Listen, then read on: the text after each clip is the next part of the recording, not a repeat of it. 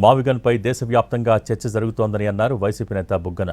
కూటమి ప్రభుత్వం రైతుల నుంచి 50,000 ఎకరాలను తీసుకుందని, అమరావతి పనుల్లో అంతులేని అవినీతి జరుగుతోందని మండిపడ్డారు బుగ్గన. అమరావతి రైతుల్లో తీవ్ర అసంతృప్తి పెరిగిందన్న బుగ్గన దాని నుంచి బయటపడేందుకే డైవర్షన్ పాలిటిక్స్ చేస్తున్నారని ఆరోపించారు. అమరావతి ఇప్పటికే 50,000 ఎకరాలు అమాయక రైతుల భూములు తీసుకోవడం జరిగింది. ఇంకొక 50 ఎకరాలు మళ్ళా సేకరించే ప్రాసెస్లో ఉన్నారు. రైతులకు ఇప్పటికే పెద్ద మేలైతే జరగలేదు. అమరావతి పనుల్లో అంతులేని అవినీతి జరుగుతూ ఉంది. అక్కడి రైతుల్లో తీవ్రమైన అసంతృప్తి మొదలైంది. ఆ డైవర్షన్ కోసము ఈ అసెంబ్లీ సెషన్, ఈ స్టేటస్ ఏదేదో చేస్తూ ఉన్నారు చంద్రబాబు గారు అనేది జగన్మోహన్ రెడ్డి గారి ఆరోపణ. అమరావతి నిర్మాణాల్లో అంతులేని అవినీతి 2018 నాటికి అప్పటికే దాదాపు 5% అంటే 4.8% ఎస్టిమేట్ రేట్ల కంటే అధిక రేట్లతో టెండర్ చేయడం జరిగింది. ఈ రోజు లెక్కేస్తే బిల్డింగ్లు 11,000 నుంచి 14,000 చదరపడుకు కడుతూ ఉన్నారు. ఇది ఎక్కడైనా జస్టిఫైడా? ఇది కేవలం ప్లాన్లకే 400 కోట్లు ఖర్చు పెట్టడం జరుగుతుంది. ఇది కరెక్టేనా? న్యాయమేనా? భావ్యమేనా? సెల్ఫ్ ఫైనాన్స్ అంటారు. 47,000 కోట్లు ఇప్పటికే అప్పు చేసినారు. చూస్తే ప్రజలకైతే సెల్ఫ్ ఫైనాన్స్ అని చెప్పుకుంటూ పోతారు.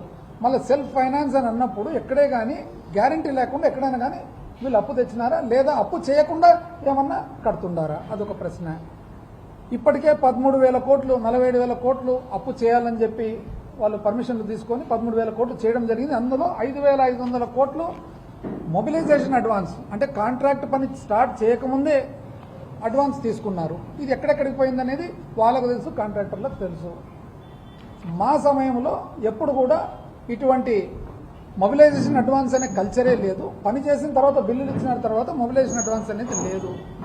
ఆ తర్వాత ఇంచుమించు ఎకరాకు 2 కోట్లు ఖర్చు అవుతుంది. 2018 మీరు చెప్పిన అంచనాల ప్రకారమే. మరి ఈ ప్రకారంగా మీరు 1,00,000 ఎకరాలంటే 2 లక్షల కోట్లు కావాల్సి వస్తుంది కదా. ఎక్కడి నుంచి తెస్తారు ఈ డబ్బులు?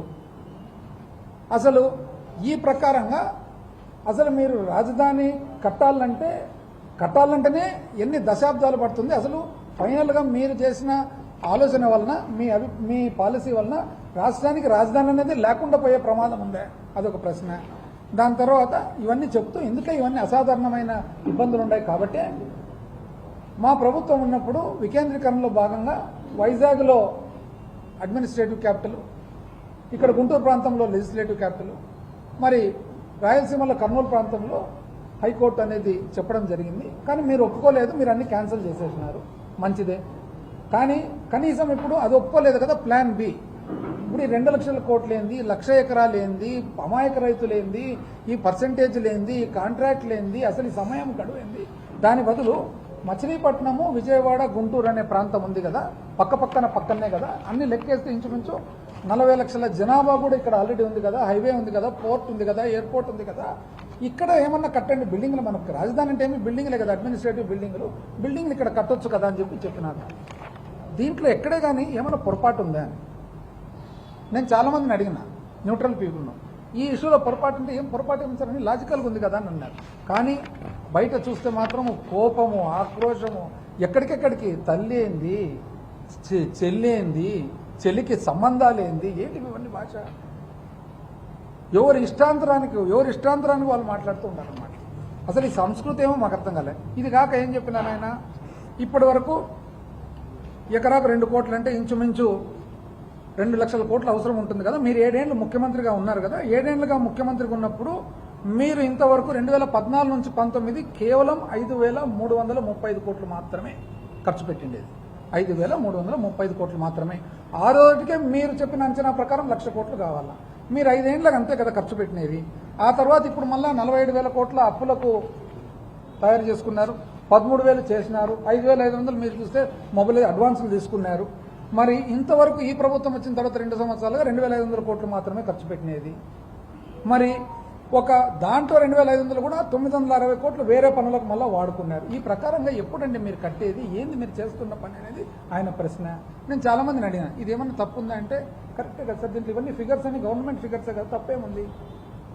ఆ తర్వాత ఈ రాష్ట్రంలో దీని వలన, ఈ పాలసీ వలన, ఈ పరిపాలన వలన అసలు సామాన్య మానవుని జీవితము ఏ వైపు సాగుతుంది? సంక్షేమం ఎక్కడుంది, పరిపాలన ఎక్కడుంది?